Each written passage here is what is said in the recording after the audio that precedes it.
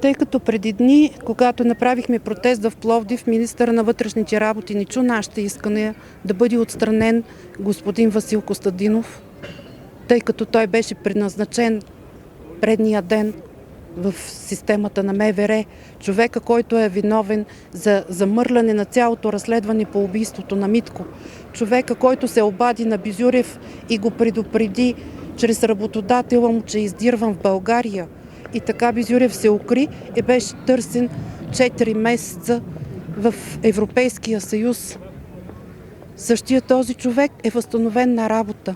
Искам да попитам, къде са записи от важни камери, които не са свалени? Защо не бяха свалени? Кой трябваше да ги свали? Аз потърсих след 2 месеца камери, които все още имаше и съм свалила тях, но тези камери в парка е изтекла, тя е била 15 дни в устройството и след това автоматично се е изтрила.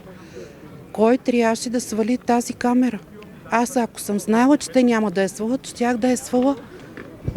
Ами явно е толкова тежък и сериозен случай, щом като съм тук на крака, въпреки че съм трудно подвижна.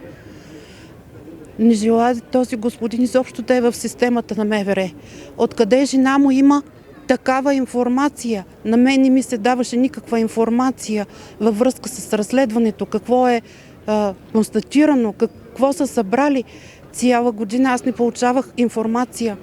Май месец 24-та съм се събрала с цялата информация.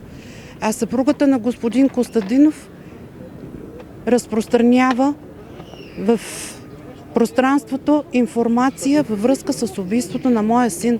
Дори тази информация не е вярна, която разпространява. Какво очаквате от този протест? Все пак очаквате ли да излезе някой да говори с вас, да оказа някакво съдействие? Или пак ще се направите опит да не дойдат хората, като предишния протест?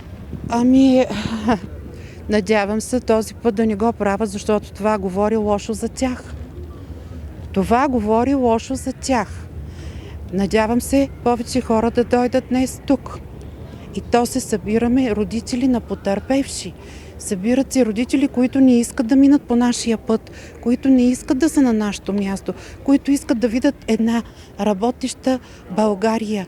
Институциите в България да работят. Искаме по-добро за България. Не искаме хора, които са обвързани по някакъв начин с лоши неща, да бъдат в системата на МВР. Уволняват се, преназначават се, уволняват се, преназначават се. Това не трябва да се случва.